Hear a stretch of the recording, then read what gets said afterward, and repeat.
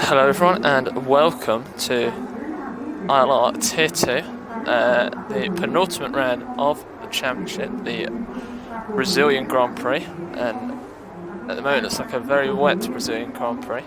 So to all of the millions of you watching at the stream, I am here with your usual commentator, Emma Maestro.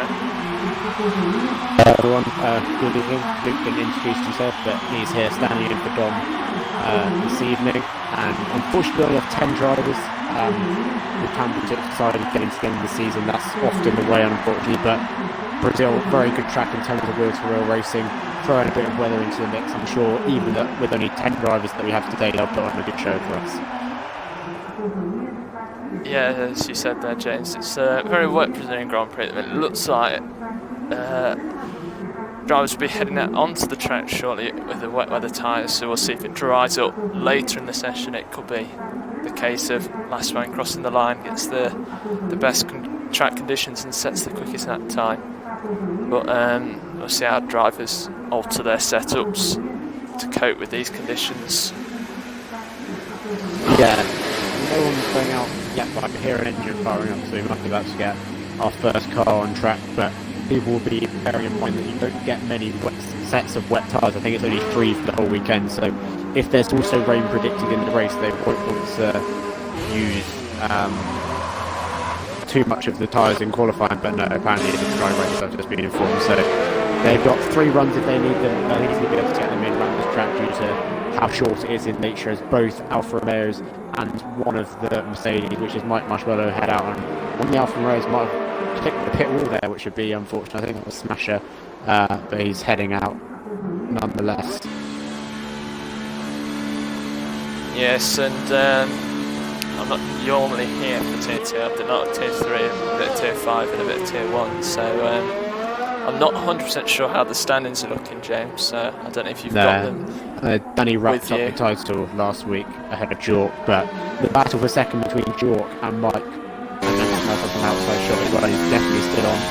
So, although nothing to play for in terms of first place in the championship, the runner-up spots are yet to be determined, so all to play for in the last 2 races, as Gianpaolo getting oversteer on his outlap already, so that's showing you how treacherous the conditions are. The usage of the full wets already shows that, because most of the time you can get away with just using the intermediates, but it is very slippery out there, and drivers will be just hoping to avoid the walls. As Gianpaolo now ramps up the hill, he'll be the first man to start a lap. He's able to get the throttle in through the kinks, but you can definitely get a swapper on, especially if you hit the curb. We saw a lot of that in 2016 in real life, as Gianpaolo now heads down towards turn 1. Will he spot the braking point? Close enough. Short shift in the third on the apex, and he's cut turn 2, but he might get away with that in the wet as we now head to turn 3. Feather in the throttle, short shifting all the way from 6th to 4th, and now finally gets to the field as we head down towards the end of sector 1, braking down into turn number 4. He's locked up the brakes and missed the apex quite considerably actually, and that'll cost him time as he gets on the curb on the exit as well. He is just about able to take turn 5 flat out, despite the over skills he now heads through his double right hander. Very intense to get through here. I feel like he's going to take a lot more speed from another oversteer moment on the exit. Just showing how difficult these conditions are as we now head into the slow middle section of the lap. Already fed it all the way through here, trying not to move the back end too much as he's got on the curb there. Might be exaggerated by the lag from being from Brazil, but this has not been an easy lap by any means as he now heads through the drifting spot. It's flat in the dry, nowhere near flat in the wet, and into Little Child. The final proper corner is mounted the curb there. That's not the optimal one at all. It's going to cost him on the exit as he heads now up the hill towards line. It will be flat out from here on out, but this has been a very dramatic lap. Lots of stuff going on, but not a very full lap, but it will get him on the board.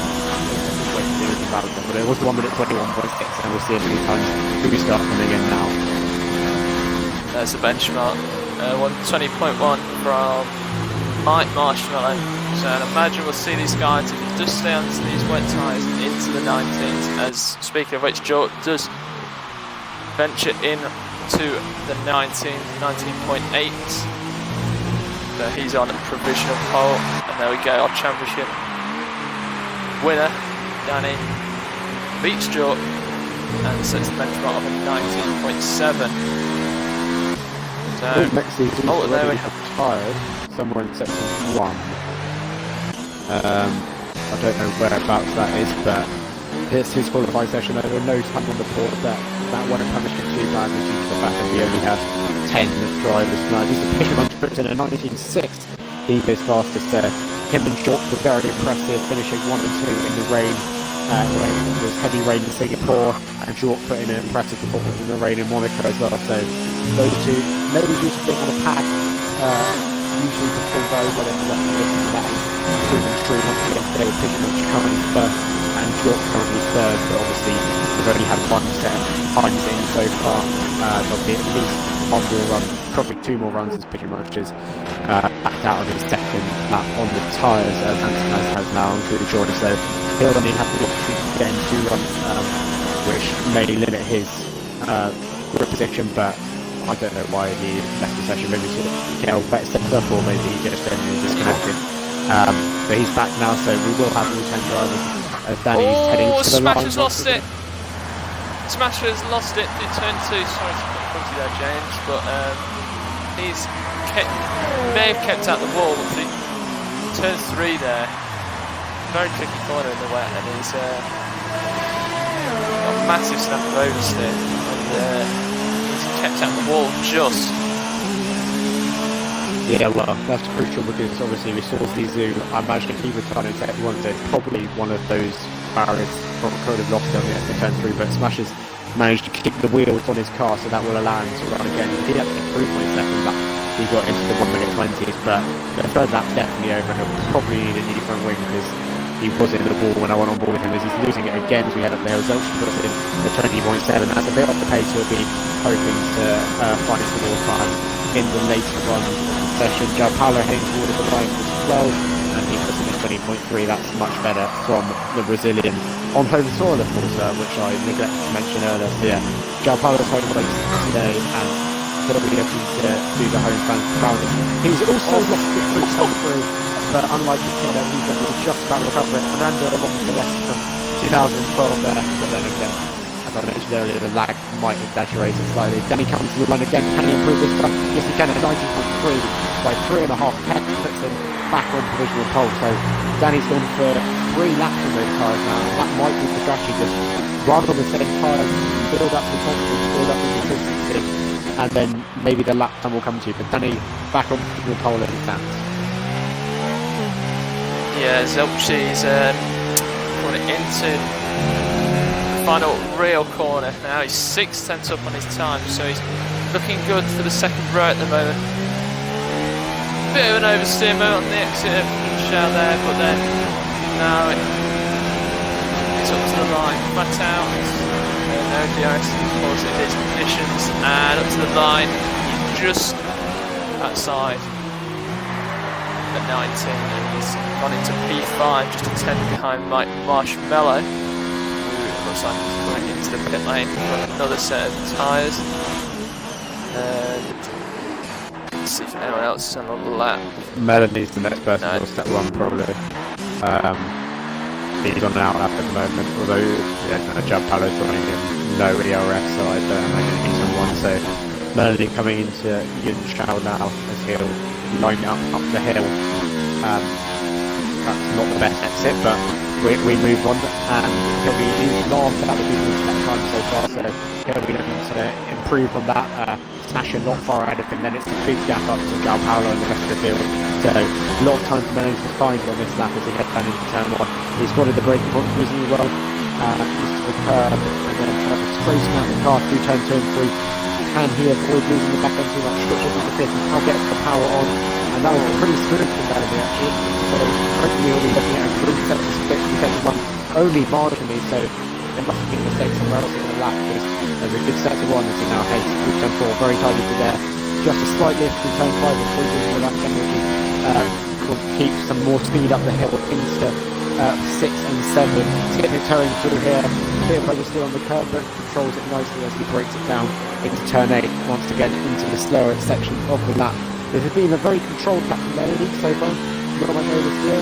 Obviously gets a little bit on the exit there, but nothing compared to what we've been seeing from João Paulo, who's gone a bit deep into that corner, but able to first get to compensate as we now head through the flat left-hander. Big lifty there, but he now gets the power on as he heads into the show. He's half a second up, so that'll put him round about where João Paulo is. If he can get a few laps in this final corner, he may be able to gain some more time. That was a very good effort, so he'll be getting come all the way up the hill before him to the ILRS that he has left to the lap. Obviously, never do that. He's pretty good for the straight onto the line. He does actually, but here he comes. 1 minute 20.0, even more time in the last sector. Good lap for Melanie there, but that only put me fifth early. So some quality drivers here on the day, even if the numbers aren't so high for anyone else on the lap as we speak. Chalk was slightly up in that first sector, I think 94. So we'll keep on board with him. Pretty much abandoned his first lap. Doesn't look like the conditions are getting any clear anytime soon, so likely that the drivers will stick on these wet tyres now for the rest of the session. And here's Jort now coming into that final sector, and he's slightly down on his time. It's a reasonable exit onto the final, or back, or the main straight I should say, and up to the line, and now he's applying that final bit of the RS, and he doesn't improve 64 thousandths off his personal best. And shot further down the grid, Mike Marshall has a decent first sector, 19.3. It's not his personal best then. Where is that? That's out the last corner, I think. So smashed it in the walls once again. This time avoiding all the barriers, but finding the grass. But sorry, we'll go back to Mike. I think it was. Yeah, his head's down in towards turn 8, and let's get a reasonable exit, and now keeps that nice and smooth. Avoids the curb on the left hand side, opens up the long left hander, and he is a 10th up, heading into the final sector. Oh, he's got a bit of oversteer, a bit of wheel spin as well. That'll cost him a bit of time. Let's see what his time looks like relative to the likes of George and Danny. He gained 3 tenths in that last sector, so it must have been a big mistake on his previous lap. He goes provisionally onto the second row. Still 3 tenths on his teammates. Well, there's another yellow in sector 3. That'll be for Ant-Man, I imagine. I think he just run out the last one as well. Meanwhile, Danny started the lap. He's coming towards the end of sector 1 now, and he's nearly a 10th lap, so good start to lap 4 the champion. He's got a bit of a thought. He's more in the clear through turn 5. Once again, proving how tricky these conditions are as he now heads up the hill. Keeping quite a lot of speed through section 7, which will gain him time into the middle section, the slower section of the lap, and keeping it all under control through 8. And now waiting to apply the power on the exit line. Lowers it there, and he now heads down into this very tricky corner. Once again, missing the apex ever so slightly from the illustration out there, recollecting now pedal the throttle through turn 11, and now into the tower. Lost a bit of time, but he's still marginally up on the previous lap. If he can manage a good exit out of here, not great, but we don't know what his exit was on the previous lap, so he wants to be able to gain time. A bit of oversteer on the straight, even the curve there, so he's heading to the line. When he's doing it, through 7 times, no, that wheel's been out of the last corner, and I think he's crossing him, pushing much slightly up to sector 1 as well. Yes, and Renault, hits a big set of oversteer. Do what is normally a kind of simple left-handed design, a lot more tricky in these conditions. Just optimise the trap there, and gets it nicely hooked over that curve. But I think Vandy's that no ERS mode, so see if he can fix it up. No, so I think he's abandoned his lap time. So let's go down the field, see if we can see anyone else who's on the lap. Zelchik's in the pit lane, I'm sure he'll be looking to see if those inters are ready.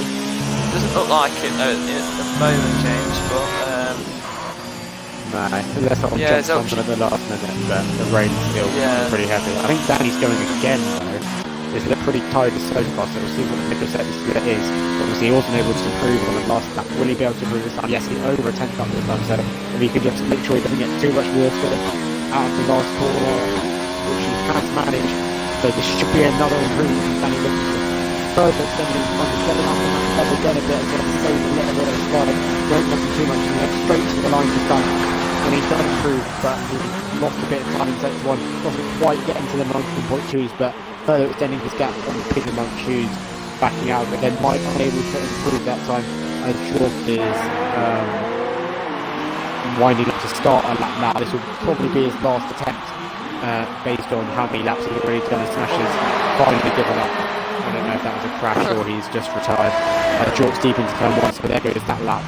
But if he does have to, he'll be able to do one more. Anyone else on the lap? Like at the moment, Selchuk did, imagine, wait until the last possible moment. Didn't see that Delta come down on those inters, and it's come out on a fresh set of the wet compound tyres, so he'll be one to look out for. He'll have the optimum grip on those tyres, and take his last one across the line, see if he can get a decent lap in. Further down the city, Melody's done a 19.7 in the first, but it's a 10th and a half down.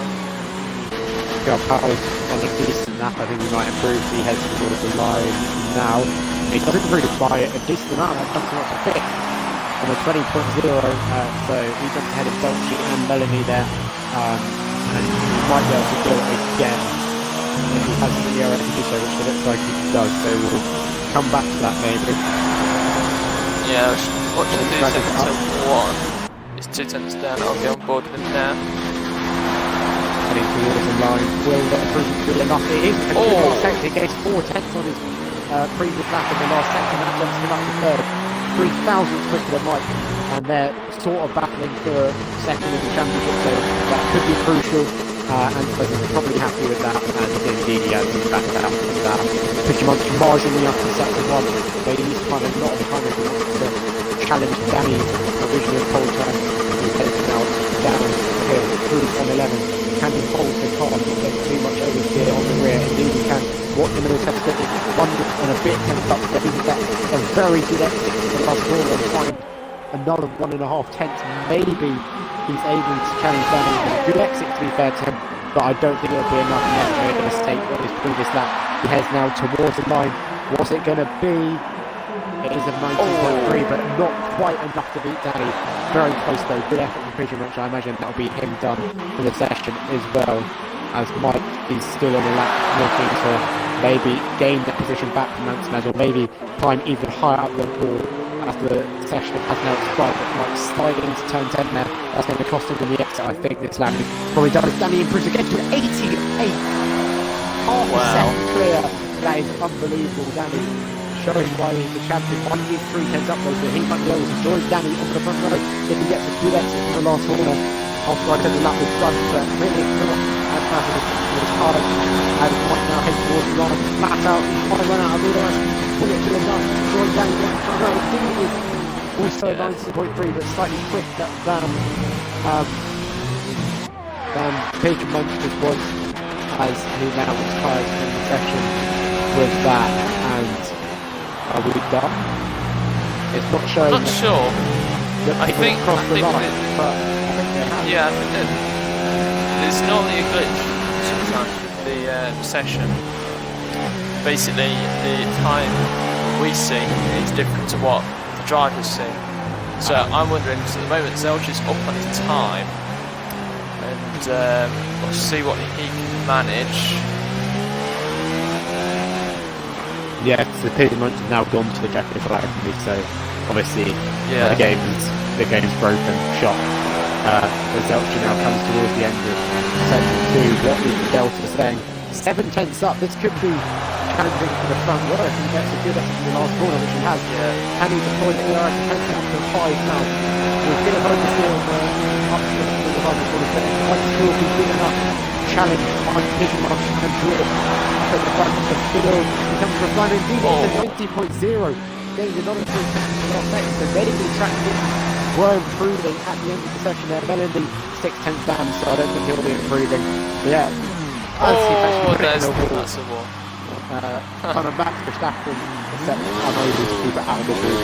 We thought we had the same in front row, but it's actually forced party and ensuring standing on the front row as he waits for the lead to recover his car into the pit lane. Yeah, just end to the session there.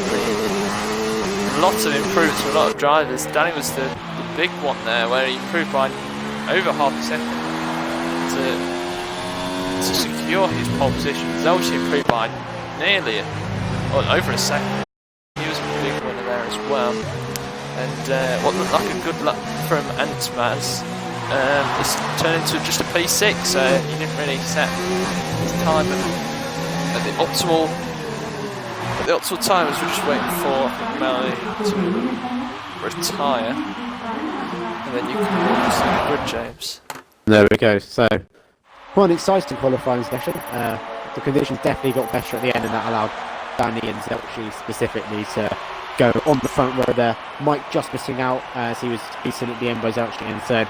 Pushing Munch in fourth and Jork in fifth. Strong showing for the pad drivers, with Anton putting in a decent time, but then as the conditions improved, he was pushed back to sixth, and then there's quite a sizable gap to João Paulo and Melanie in seventh and eighth. Smasher didn't really get a proper lap in. He had wheel issues, I believe, down in ninth, and Mexizu crashed before he could get a lap in. And that rounds out the grid. Only 10 drivers today, as we mentioned, but if qualifying is anything to go by, we should have a pretty exciting race, which I believe is meant to be dry. Yes, that means we'll see maybe different strategies. I'm not sure what the optimal strategy is around here, but I think we'll see quite a few different tyres on the drivers' cars as we head into the race. And there's confirmation it is a dry race. So here we go. What are your predictions, James, heading into this race? I think that Danny's pace once again looks supreme, and it'll be hard to beat. Obviously, no Ewan this week, who's been the one who's been challenging him in the past 3 races. But Zelchi's pace looks good as well. Mike as well has decent pace. So we didn't really get to see what Zelchi could do last week, but I think he could definitely challenge Danny for the win if he's able to stick within the DRS, which is so crucial around this track. But we should have the formation lap first, and indeed we do. Let's have a look at the drivers' tyres, if I said the right thing. And there we go, we do have 3 sets of compounds on the 10 drivers. With the top 3 on the set of soft tyres. We've got Pigeon Munch opting for the medium tyres. Jork in P5, again like the top 3, looking to go a bit shorter this race, and he's on the soft tyres. And Antman is going for a really long stint, let's just say. He's opting for the hard compound tyres, so we'll see how he can fare, whether he can stick with the top guys on those softer compound of tyres. He'll be one to look out for towards the end of the race. And then the Brazilian fans, the many thousands here to see João Paulo. He's on the softs, along with Melanie, who joins him on the 4th row of the grid, and then Smash on the mediums, and Mexizu on the softs. Yeah, it'll be interesting to see, especially with Ansmas on the hards. I think a split strategy again is possible today, so Ansmas maybe kind of run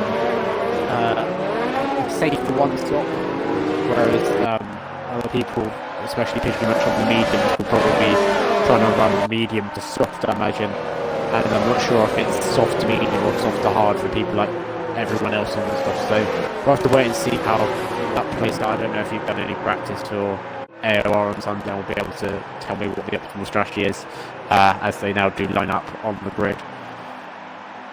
I'm not sure. I've not done any practice yet, but yeah, we'll see. There's a few different strategies here today, so this will make a fantastic, brilliant Brazilian Grand Prix, hopefully. So we have 5 red lights, and now here we go, lights out, and away we go. That was a bit of a hold there. Danny covers off Zelchi into turn 1. There's Pigeon Munch looking to go down the inside of the Mercedes there. Good start from the Renault, gets hung out to dry at turn 2, but it's Danny who leads us in, and Zelchi's looking to go to the inside. Yeah, Danny covering that off, Zelchi to the outside, and Zelchi, does he go around the outside? He does, he takes the lead of the Grand Prix. A fantastic move there. We've got Pigeon Munch off in the background there. And Zelchi, a fantastic move round the outside of turn 4. As Danny's looking to the inside again, Zelchi gives him the room. Some fantastic racing between these two. And there we go, Zelchi, does he lead the Grand Prix? Danny's up the inside though. We've seen a Mercedes and a Red Bull glide into this corner in real life, but no contact there. And Danny retakes the lead. Some fantastic racing here. And Mike just behind. So, some fantastic racing there, James. As they head up the hill. I thought Zelchi had it, however, so back now. Danny goes defensive and Zelchi and the dummy there to pull it out. To go around the outside, turn on this very difficult route to make a skip. I think gives you a very tight line to coach, but here's to button if they lose on the honesty there. Danny takes it back and under pressure to his teammate of Mike. Danny obviously with his teammate getting by him. Zelchi shots on enough straight on to keep him engaged with that. That's what I was saying before Zelchi tried another move. I thought he had it with the neutral teleport, but Danny then goes back up the inside of the calibration. It was brilliantly worth to go through. The slower corner is where we have to get already, so another piece of damage.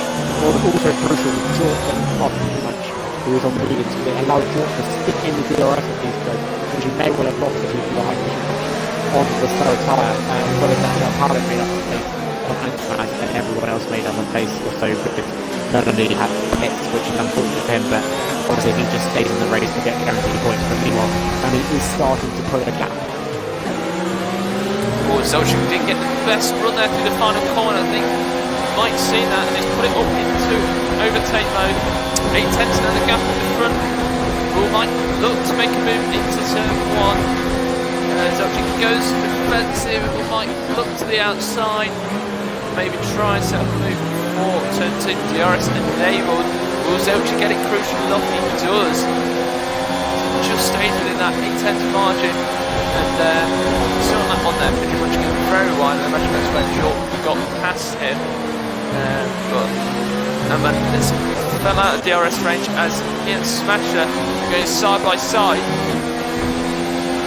Where Sutil and Truly famously crashed in at 2009. Smasher gets the move done and he'll look to catch back up to the pack and short and will be looking to stick with him. Yeah, go back on board. Go on, sorry. About the hard part of track. I suppose obviously people say that he did the stage from the race, but at the moment he's just dropping like a stone. And if he does drop out of DRS for these guys, I can only see him continue to drop for the foreseeable future. So obviously Amsterdam, well, maybe he can try distraction, but he hasn't. But we'll have to wait and see how he's playing out further in the race. But I'm going to not get great for as we mentioned earlier, such a game that was very crucial as it is just within the second tenth of the moment. Giampaolo makes the move on Pigeon Munch looks to cut back, but Giampaolo parks the place successfully and loses up in the fifth of Pigeon Munch will get the DRS back down to the second of these straights. He was in the second one, but he's put the DRS down to one. He's got each of the major degrees as we now do have 5 of the 6 top soft tire in the top 5. But there's quite an exciting gap down to Jordan before to Giampaolo in 5th. Zelchi is using the DRS to stick with Danny for the moment, but one mistake could leave him under pressure to Mike and give Danny the breakaway that he so desires. Yeah, Zelchi's not looking particularly strong for that last corner. He's not really, that's why he nearly lost DRS on lap 2, so it'll be interesting to see Zelchi can get at least a decent run out of that final corner this time around. He doesn't get a great exit there as well, these are 2 tenths. It's like a better exit this time. CRG and Zelchi and get the DRS again, but Mike's looking particularly strong just behind them. And we have another move here. Zelchi at this time sets the fastest lap of the race, 4 tenths behind Danny, as Giampaolo bit deep into turn 1. This could give Much the opportunity. Nah, doesn't get got a bit of oversteer there, the Renault. Zelchi's nicely tucked up behind Mercedes now. We'll see what he can do, possibly into turn 1 next time around. Yeah, it's interesting to see that this was obviously Danny looking at his ERS level, trying to break away, and then he almost managed to now his ERS level is significantly lower than Zelchi, and that's how Zelchi is able to close the gap back up to him. What I've also noticed is Zelchi has been able to feel like he's underfueled his car in this race, which is a very interesting choice around a track like this where you're spending so much time fuel before the top of it, especially up this hill, and then again the other straight down to turn 4. So obviously he thinks he can stay sufficient fuel at some stage, or maybe even the safety cars. As he is now in the DRS and top of the place, and he might drop down the DRS off third place by turn. It looks like it's a 3-horse race for the moment in terms of the win. Danny Zelchi is quite well fighting over first, second and third, and Zelchi is looking very dangerous as it stands. Yeah, you notice that, James, especially that fuel thing. I think obviously you can say a lot through this sector, and then you likely be wanting to run Rich for those 2 long straights. So see if Zelchi can manage to save enough fuel before the end of the race. Managing to stay competitive, should I say, but yeah, interestingly, as you said, Jorg falling out of DRS range. Tyre temps are they can be a big issue around here, especially through this long left-hander. The right front can become a bit hot, so interesting. Jorg's starting to struggle on his tyres, but yeah, Zelchi again looking just to stick. Yeah. Maybe that's what he's thinking. Danny, sit behind Danny, save all the fuel, because obviously you run medium or standard or lean, whilst he's behind Danny, save the fuel, and then go for an 8 on the race. But I don't really get the logic behind that, because he's just sitting behind him and he could have had any fuel on board. So it's an interesting one for Zelchi for sure, but I'm sure he'll save enough fuel. We've never often seen people run out of fuel in lean racing. So unless he's massively underestimating how much fuel he needs, I think he'll be okay coming into the race, as he's hanging on the back of Danny for the moment, like just about staying in touch, but I feel like his pace is quite on the level that Zelchi and Danny's is, at least at this stage of the Grand Prix. Yeah, just look at the ERS as well. Top 3, Danny's starting to struggle with his ERS. As you look at Zelchi's nearly got 100% ERS, which shows the confidence that the Red Bull has at the moment through this race of the Grand Prix. It looked like Danny was a bit more confident through that opening phase, but Zelchi's starting to come back into it, and might slowly falling out of the DRS ranges. Here we go, a battle for the lead. He's come quite a lot until through there, which is a very fun move actually. Now he'll have a good very early, but I don't think there's going to be much you can do. Zelchi sweeps the outside like he did on that one, but this time he's clear of the Mercedes into the braking zone, and he has to lead back for, well, technically the second time in the race, but hopefully Zelchi will last longer than the first time, and that was a very clever move of that technical set up, but I think he was just going to be outside of turn 1 more and hopefully an expectation of anything. And it actually managed to set up a very clever move into turn 4, but Zelchi back in the lead for the moment, and he'll then defend it for a few laps with the ERS that he had was, and he looks to recover his ERS. Yeah, I think it's a big thing for Danny. I think he can just regain his composure, just sit behind Zelchi, try and get some of that ERS back, because that's the most important thing for him. Zelchi's ERS compared to Danny's, it's a big difference. As just looking further down the field, got man in the DRS on Smasher. At the moment, just looks a bit too far back once again. Just keep an eye on that gap between the leaders. 2 tenths going onto the back straight, and just have a quick look. No. Yeah, Danny really went for it. I thought he could sit behind his DRS, but he's drained the DRS early, which surprised me, but he won't be able to get past anytime soon down on 14% DRS. So any attempt to repass was unsuccessful, but it would have been pretty pointless anyway, because with no DRS to defend, I think it's actually more straight back past him. However, Mike has now, as we predicted, the pace wasn't quite there, and he has dropped down DRS, even if just slightly. He needs to get a good run through the last couple of corners if he wants to get back in it. If not, he could be out of this battle for the win unless he tries something different with the strategy. But over 1 to 1 run, and he's probably going to see it out of the last one. I think that's game over for Mike in terms of the battle for the lead. Danny once again on the back of Zelchi, but again, I don't think he's close enough. He is using all the ERS he's got at his disposal, but it seems pointless. I don't get why he didn't just save the ERS. At least that's why I don't know. What your thoughts on this are? Yeah, it's an interesting tactic. I think maybe he's having to use it just to really keep up with Zelchi at the moment. But as Antman picks, or Ant-Laz, should I say, picks up the first penalty of the race. But yeah, Danny, I think in the situation that surely is the champion for a reason, and we are starting to get into that phase where drivers may start and look for a pit stop. So we'll see how they react to each other. He's got yellow in sector 2. That is Smasher. He's in a very weird place. Yes. Off on the outside of turn 8, so I wonder if he lost it on the curve, he didn't get contact with Ant-Smash or something, but that's a very, very weird one to lose it there, but that's his race over with under the 9 runners.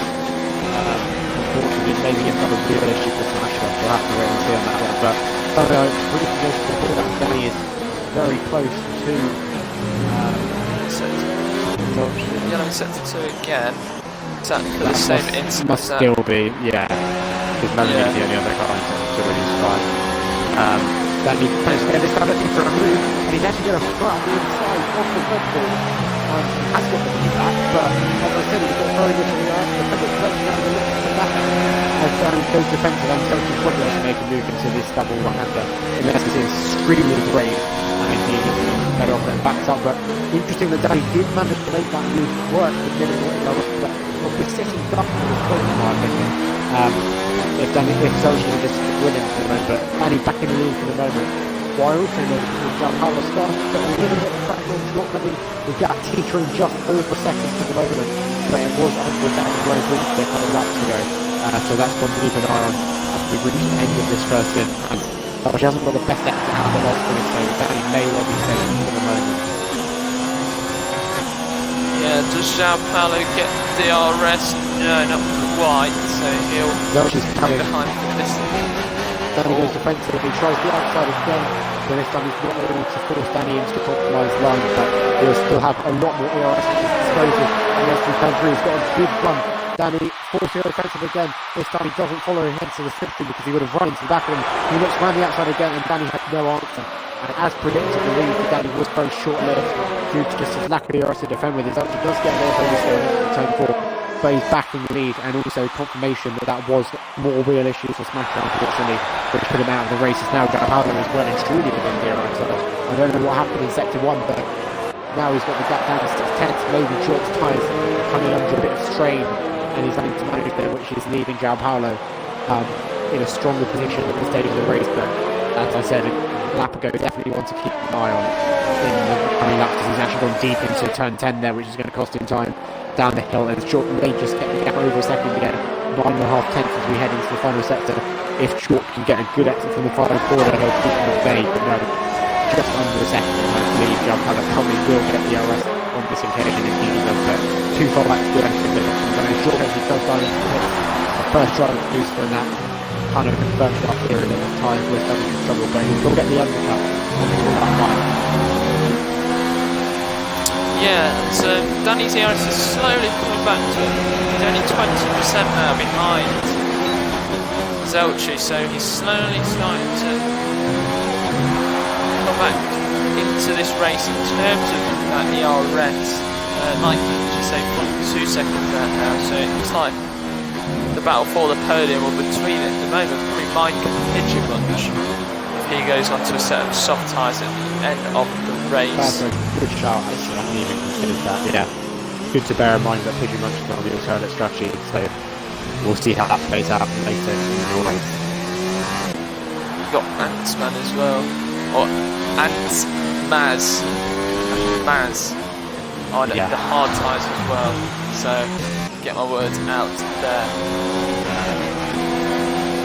Again, Danny's he's been picking some more ERS this lap compared to Zelchi, so maybe Zelchi's struggling to control his ERS at the moment as he's in the lead. Obviously not on the corner, but just sitting behind Danny at the moment as João Paulo is into the pit lane.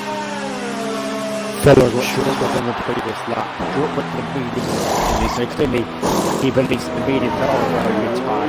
If he's gone for the next stage, and reckons he can get them to the end, or he's going to two-stop, which I think is very unlikely. Will João Paulo be able to get the overcut on the car? It might be close, you know.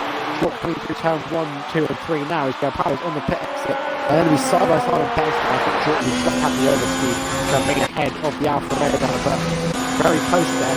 João Paulo always making the overcut work. George walked up his hard, but these two will continue to get the undercut on people like Mike. Where we get towards the front, 1.5 seconds before the pit stop. If Mike's cars do start to dive, he'll probably have to get in that picture as well. Danny will probably get priority, especially if he dives in. So Mike better watch out for these two if they don't battle too much in the next couple of laps. Yeah, the top two stay out. Mike is in. Nicely slowed down. So it's the key point of the race for these two. Joel will have a 2-lap undercut on his Mercedes counterpart, and he also opts for the medium tyres. That means Pigeon Munch and Smaz join, or they move up 8 spots. And CZ will also go past, I imagine, get to make a stop in the Toro Rosso. Mike will be fine in terms of the undercut. Actually, he's had decent enough pace. Jork will be closer as we go Paulo. You might have to be looking for a move on the down here. He's got the ERS. But he up inside the turn 4 but does back out in the last minute. And if Mike thinks it was close, Jork can get back with the DRS and then maybe start a fight for third place again, or third place when the pit stops being out. So something to keep an eye on. Maybe a three-way battle with maybe Mike will have superior pace and then just be able to pull away from these two like he did in the first one as Danny is looking ahead of close to Zelchi, who already hit in this time around. Zelchi does, Danny stays out, sticking with Zelchi here. Very interesting stuff. Danny obviously had the DRS so it might be worth doing an extra lap. I feel like he get the overcut. While Zelchi has to wall up the tyres as he heads into the box now. He'll probably come out in clean air. Depends where that comes out, in my opinion. That might be pretty quick in comparison. He has stayed out and he'll be under pressure from Mike actually. I imagine he won't fight to make it down into towards turn 1. Mike makes the right work of Toro Rosso, and I suspect no battling as Zelchi is pretty clear of the Mercedes. As Jork may have to wait behind the Toro Rosso for a while, he might now have to drop back so he's unable to launch an attack this time around. Let's just go on board with that. Let's just change the gap to the leader. Let's have a look at the moment. It's 20.5. Oh, Zelchi pits with time penalty. That's crucial for this race. As Jork goes up the inside there, and he's now out of DRS range again on Mike Marshmallow. But at the moment, it looks like Zelchi. Well, he's got the advantage now of the undercut. Danny is into the pits. He does respond, but that 3-second time penalty now has changed the course of this race. Danny looks favourite to take for the win now. He can keep it clean. Yeah, it'll be the second week in a row last week in school and we lost out you would lost out in Japan as well, so Danny could be looking for another win based on penalty, but of course as he always does, he'll like to win it on track. And he's actually going to get the overcut you there. He's looking like he's done it. He's incredible. He's going to be clear of the Red Bull. Comfortably at the exit, so he does get a shot from the lap there. And the gap is over a second. Unbelievable stuff from Danny, just putting out the blinder in that when it matters. And he's into the lead. And has the crucial bucket over a second. Unbelievable stuff. Yeah, Yeah, and there's fresh tyres as well. It's going to be critical for Zelchi, like he did earlier in the race, to keep it in that DRS range. But Danny knows now if he can keep it out of that DRS this lap, then he will be able to control this race. Zelchi will be the one having to use his tyres to push to try and keep within that 1 second margin. It's going to be very close. It's teetering on the edge of the second. Yeah. Not going to be a clear exit, as it's just outside. Yeah. And Zelchi as well, as you pointed out earlier in the race, he's not got enough fuel to finish this race. He sets the fastest lap in the process.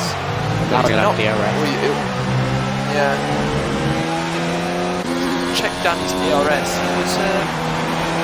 He had enough DRS there to try and keep it over a second, but he invites Zelchi back into that DRS range. Shower, Haller,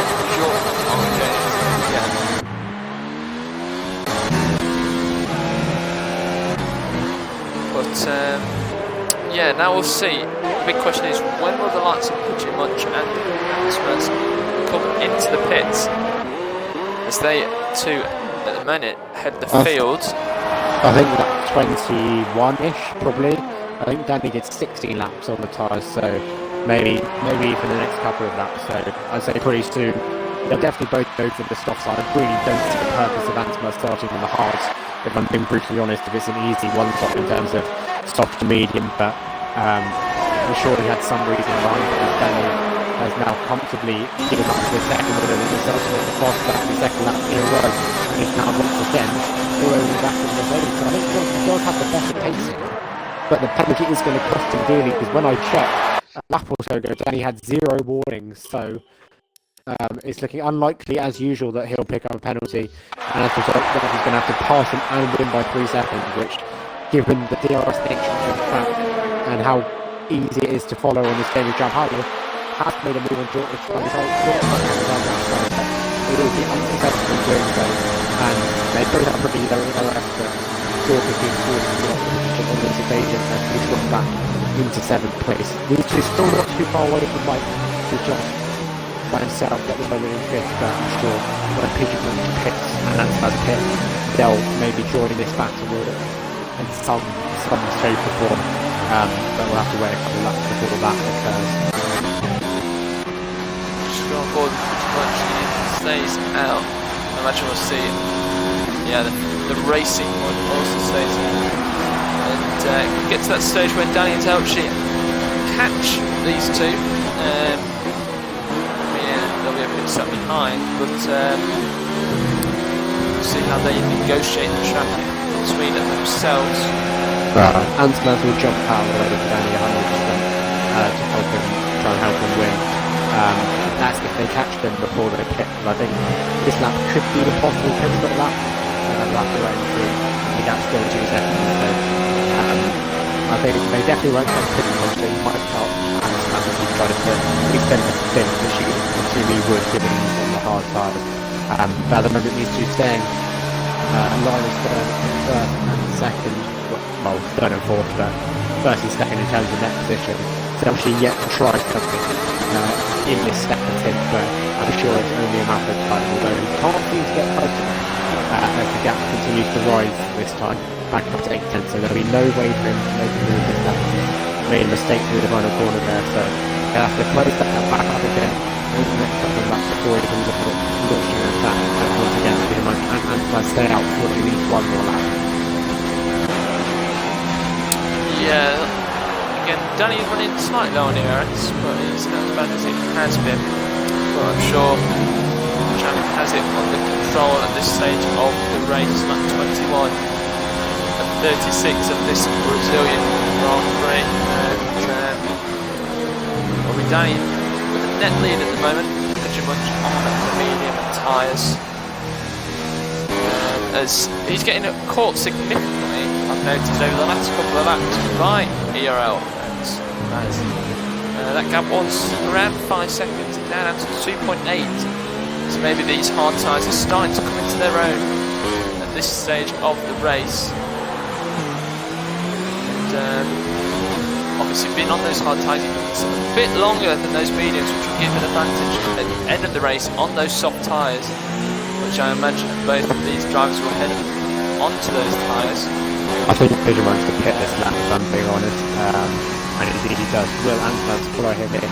Yeah, they both pit, so the hard tyres are sort of being on strategy given the mediums, where it would be the same length of time, but I won't bother about that too much. They'll be coming out behind the short, so they'll be looking for their advantage, catch up, and maybe kind of podium here. We'll have to wait and see on that one.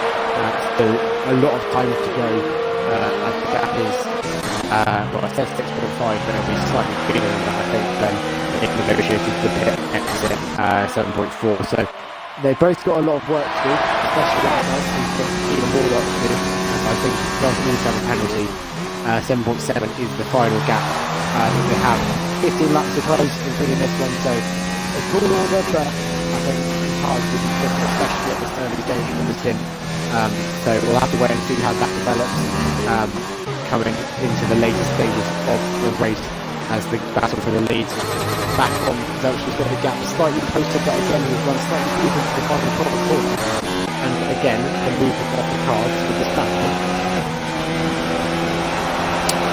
Yes, Coastmasters did change the outside of the final corner in a patch earlier in the year, or in the previous year, so I wonder if they're just struggling with that at the moment, but they're still remaining within that DRS range, so as you think you said it was 7.5, as Jork and João Paulo are fighting. The Brazilian is home racing. This looks like a pretty simple move from Jork. That just invites Mike Marshmallow to further extend that advantage in P3, and it's now 6 seconds between. Wow.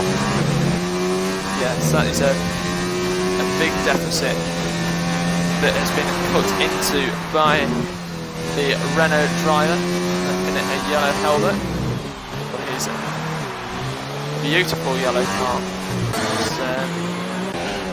Really car, the Renault. You know,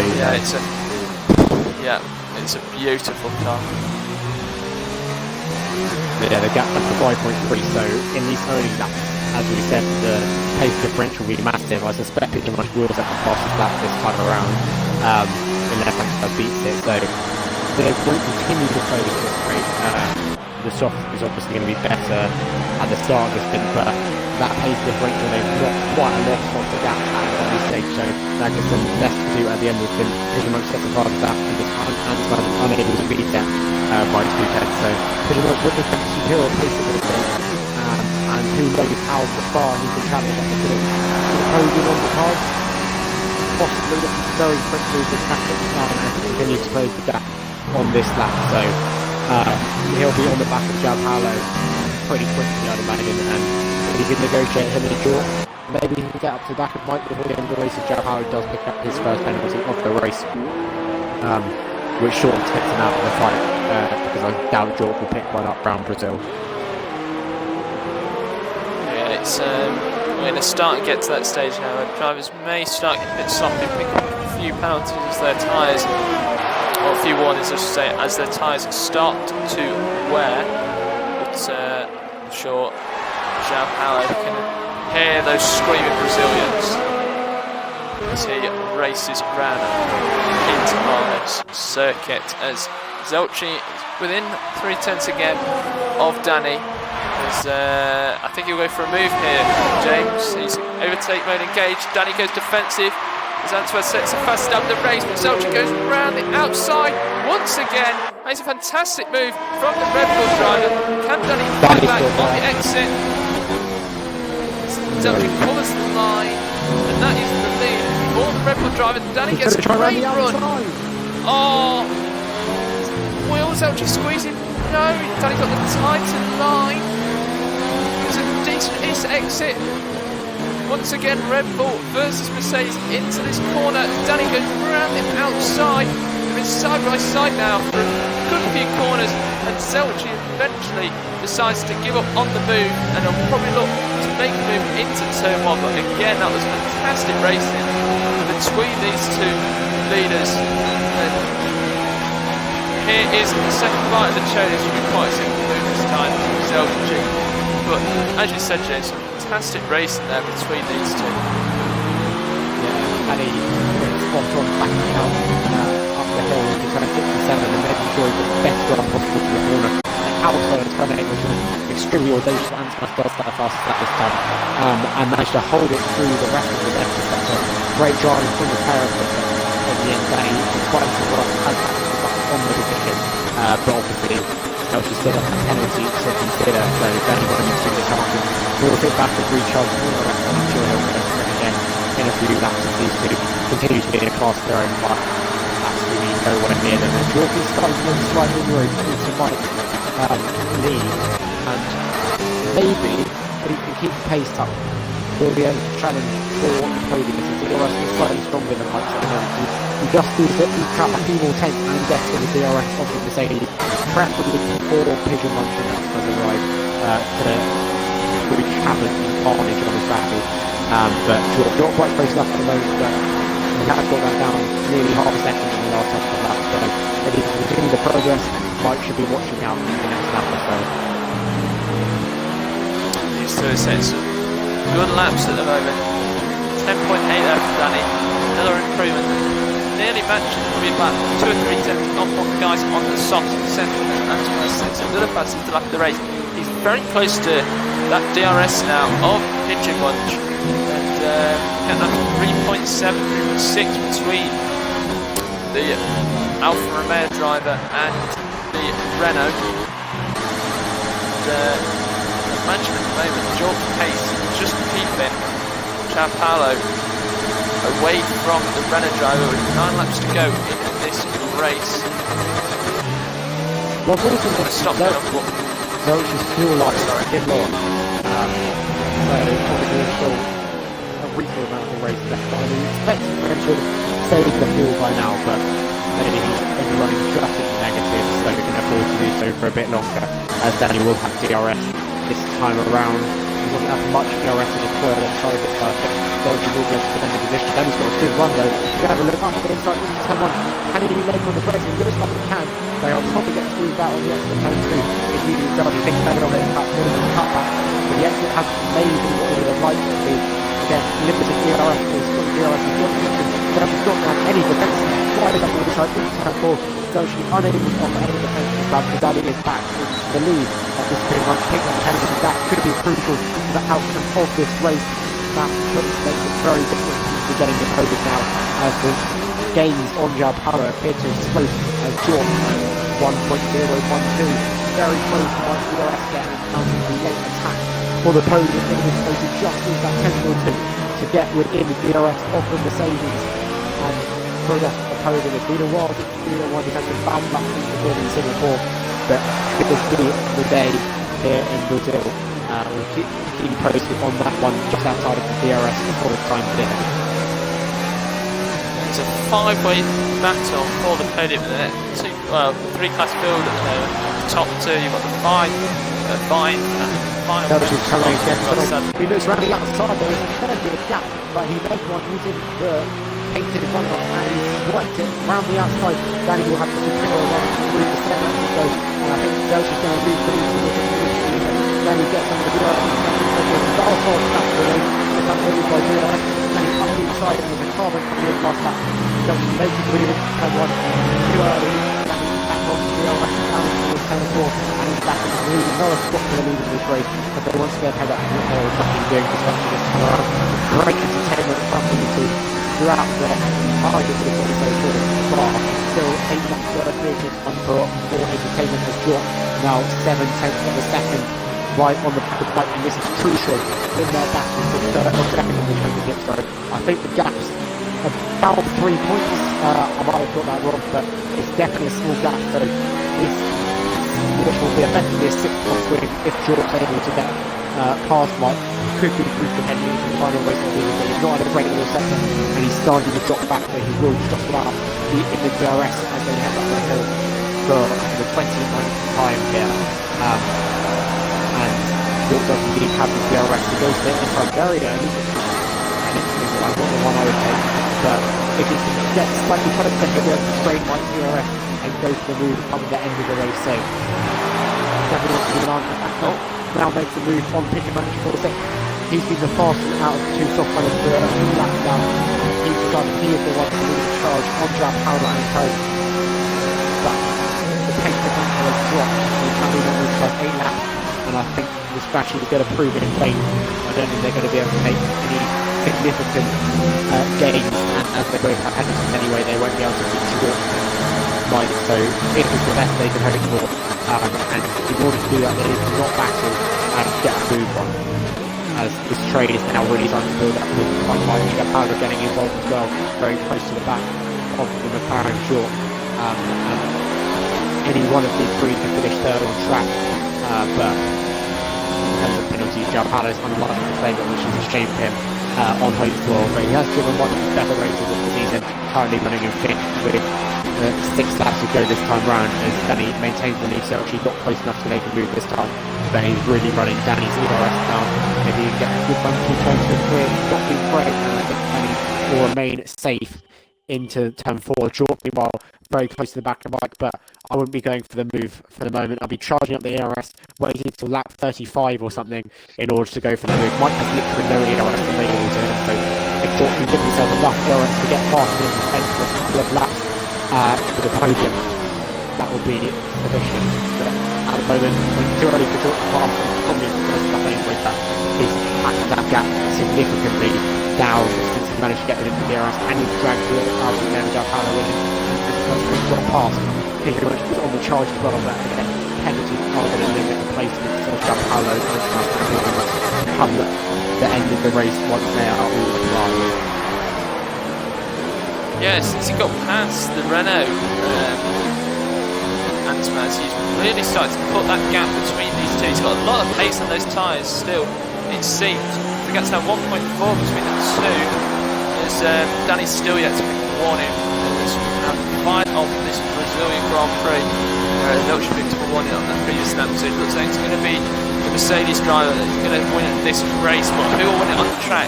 As Jean Palo is very deep into turn 1 there. Neither one hits the back of Jordan. And here is a battle for the podium position. Jordan Mike will look defensive, puts it in the middle of the track, moves to the left. Jordan will look round the outside. And Mike almost the inside line there. Here we go, Jordan gets a much better action.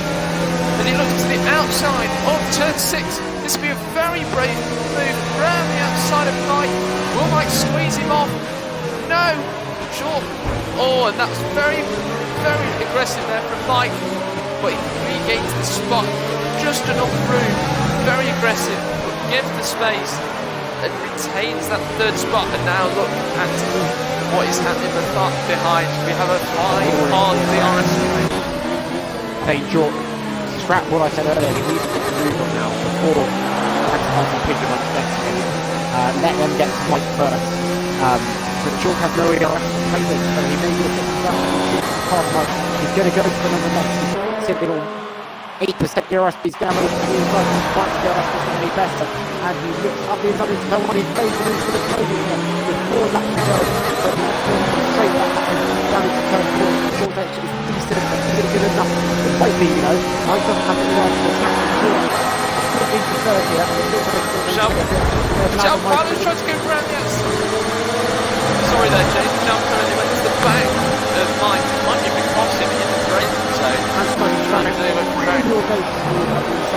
he might make it work, but Jean Palo's he's put his car in there. Can he break late into turn 8? For the brakes, he's the racing point driver. And that is a clear move from Antman. Jean Palo's going to have to pick him up as well. As they move side by side. Really fast. Bit of lag from the Brazilian and Fisherman a bit down the inside, and Palo is looking to gain the pace behind the move to sort of hard road of Antman and Pitching Munch, and unfortunately Antman has an unbelievable really there, sort of gap and went back to the inside in turn 6. Very impressive stuff. Can Jordan defend from Mike this time around?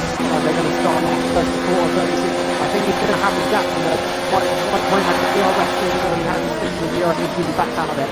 And soon, Ernst will be starting now on the back of the Mercedes driver. And that could give Jordan a very good place to lead in order to keep pace with just a few laps to go here. Mike, the next from turn 3 though, but again, Jordan go. To make a move. And went up the inside. And inside. In the second. Quite defended. Probably the wisest thing to do. He's got the better time to draw the move in 11. And just up the inside on 5. Can he do what Jordan did? That's good. He's going to touch through turn 6 and 7. Mike holds to the side and turns it once again. But I don't think he learns to hold it as he feels Jordan. And Carter just superior. The outside is turn time. He clutches Mike. And Mike clutches the inside. Hamill's gone out one left. They don't spin. And Mike is defending that perfectly. But it's still a short break to move. 7 tenths in the gap as they head into the penultimate lap. And that could be enough in terms of keeping the podium in all of Anna's sharp card Mike. And she's got the lead back into turn 1. Non-stop action again. He's running outside of Danny into 1. Keeps the move on to Danny's got a good exit rate. They'll have the glass. Top the pound and the DRS to put back into turn 4. Jones wants the DRS to defend, but I don't think he's good enough. Danny around the outside into turn 4. But no, Jones successfully defends the position. And Danny's got a good exit up the hill. But I think it's going to go off Danny. Delchi rather had enough DRS to defend the position as no move in the battle of the third. Here on that 35 with an action kick off, take over off over my voice.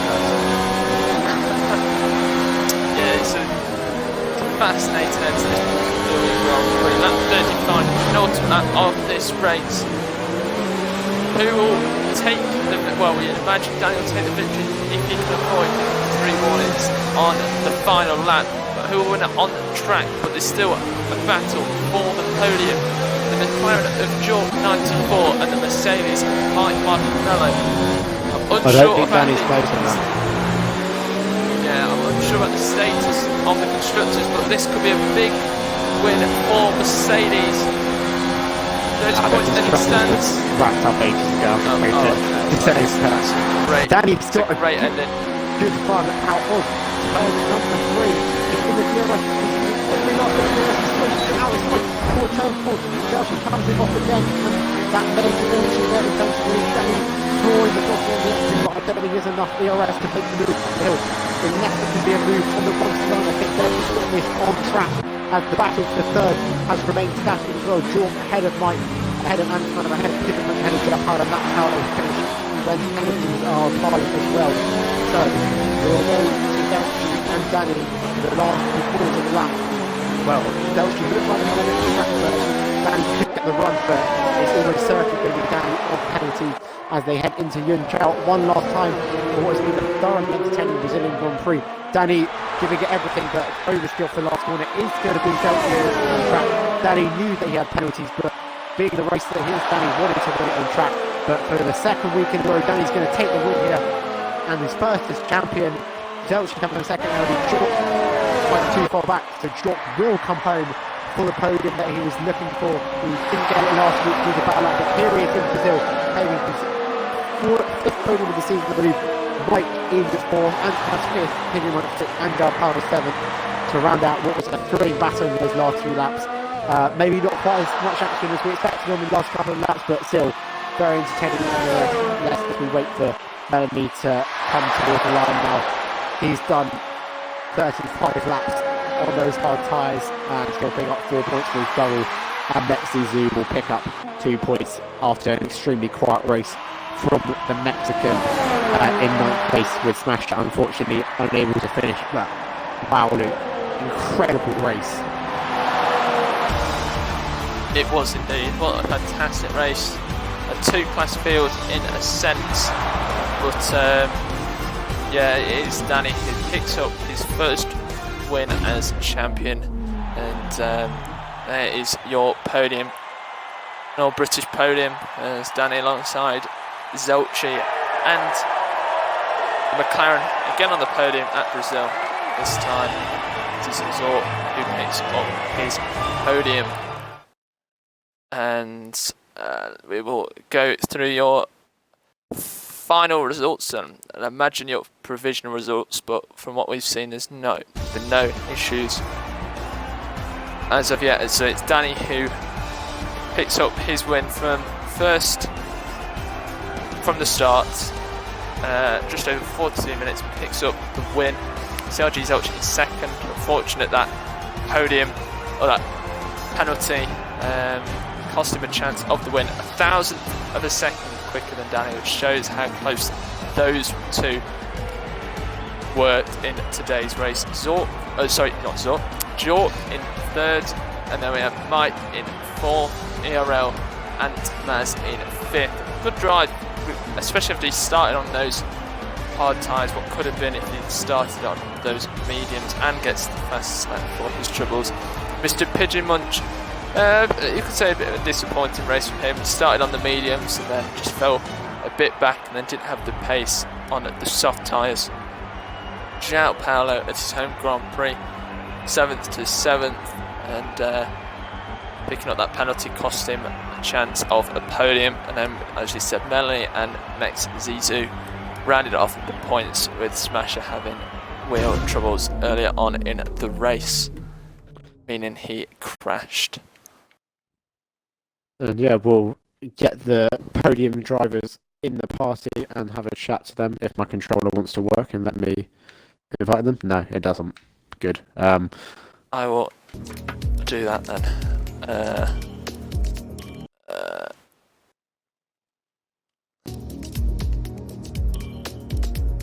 Journey, and then we have Jork as well.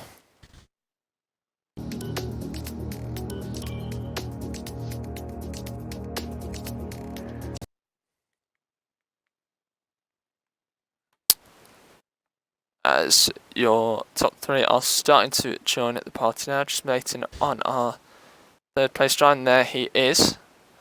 So, a fascinating Brazilian Grand Prix was won by Danny M7.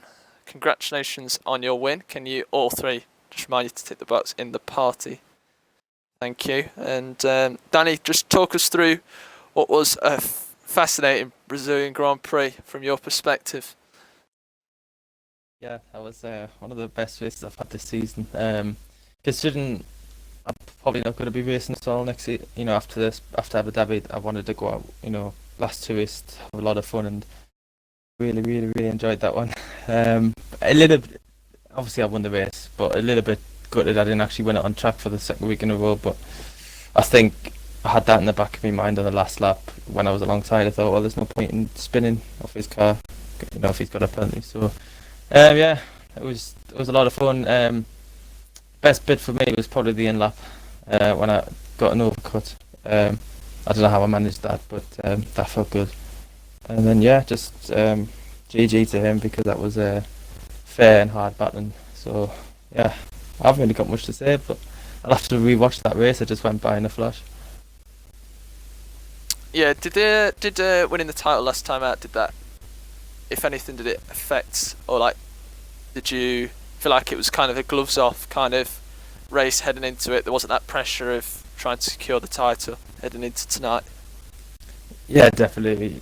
It is in the back of your head saying it's all wrapped up now. So, but of course, still go out there wanting to do well. But in terms of racing hard, then yeah, in the back of my head, I thought the championship's done. Let's just go out and see how hard we can actually race. And I think we got pretty close, but it was a lot of fun. Yeah, that pole up was something special. I think you went half a second quicker at that point in qualifying. How difficult was it to just adapt to those conditions in qualifying? It was quite tricky, because I put about 7 laps of fuel on board just to keep going round and round, but the ERS was difficult to charge up. So on the lap, I had to keep every corner flicking it down and up. So you were trying to focus on that. And yeah, it was a very good lap. It was one of the best ones I've done this season, so I was very happy with that. Got anything to add, James? No, not really. Just congrats to Danny and of course Elchi for providing us with a thoroughly entertaining race tonight, but no thanks for destroying my voice. I'll let you do the next interview if you want, James. So actually, well done on... I've got a voice. Just about. Well done on P2. Your second podium in the last 3 races, but surely you'll be slightly disappointed that having won on track, you weren't able to take home the win once all the penalties were applied. Yeah, I was quite annoyed, to be fair. You know, I got game held me in the pits for about 4 seconds. So, and on my out lap, just cut the top of the hill, got a penalty. So, I think that, you know, that annoyed me a lot. And then, obviously, going into the last 10 laps, I was worried my wheel wouldn't make it to the end, because in practice it has been dying mid-race. So, you know, I was quite lucky, you know. Going into qualified, you know, I hadn't done one lap in qualifying, and for it to be in the raid, you know, I did learn a lot. And getting P2, you know, it's just bittersweet, really. Yeah, well, unfortunate, but one more race to go. You're not really fighting for anything in terms of championship position, having joined halfway through the season. So, is the aim next week to try and go for the win again? Oh yeah, 100%. My aim is to win a race. You know, the last 4 races, I reckon, of the season are my strongest tracks. So, I knew I'd be up there for winning any of them. So, you know, I'm looking forward to next week, and it'll be fun. So, yeah, GG, Danny. Cheers, mate. Can I just quickly put in, James, if you don't mind? I just want to know what wings you were running, because I think I was running way too high aero. I was running way too. I was running 1.7. but I was so slow in that middle sector. You're basically pushing me around every time. Yeah, I was 4.7. I've reduced it to 3.7 in the pit, but yeah, it was interesting to have me quicker in the middle and you obviously on the straights. But that was interesting.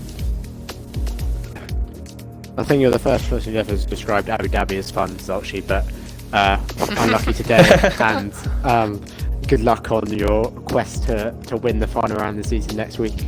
And we'll move on to Jordan in 3rd place. Came out of nowhere a bit at the end there, but you said that this was your last shot at a podium realistically this season, and you've managed to achieve it after a lot of bad luck recently. So how happy does that make you? Oh, very happy. Finally, something. Well, the race went pretty much to plan. Apart from the first few laps, I sat on the softs and thought, I'm trying to stick with the DRS of these, you know, the elite guys in their tier. I was like 2 tenths a lap slower, so I just saw them slowly dropping away, and then that second went. And then Joe Paolo decided to turn up behind me, and I thought, great, that's all I need. Pitted quite early, lap 12, trying to get an undercut, which didn't really work. And after that, it was pretty much Joe Paolo putting pressure on me that probably caused me to catch up to Mike, because he didn't give me a second's rest. And then I saw Pigeon and Antsmaz on softs, and I thought, great, that's my podium gone then. That's my podium chance gone. And I was just trying to weigh up when to actually go for the move on Mike, because obviously everyone knows this game, and the ERS is a bit ridiculous. So I thought I'd go for it early, because I saw the guys on softs catches up, and I thought I'll try and go for it now, get in front, and hope that he gets caught up with Antsmaz and Pigeon, and that's pretty much what happened. So I'm glad. Rep. Question mark. It might put out. Jordan, are you alive? Yeah, I fell off the podium. I was drinking the champagne. I was a bit tipsy. Bit of Mark Webber. No. I forgot where I was now. Yeah, well, Mike got caught up with the soft runners, so the only thing I wasn't happy about was qualifying, because a lot more time and just kept trying too hard, effectively, to try and get the lap, and was locking up too many corners. So, but apart from that, I'm pretty happy with that. I set myself out to get a podium, and I'm glad that I'm back up where I know I can be on my day. Well done to you, and well done to Zolchi and Danny as well on their podiums. Anything to add, Luke? No, I think we've covered it pretty well tonight, James. So think we'll end the stream there. And well, thank you all to the millions watching back home. That has been your Brazilian Grand Prix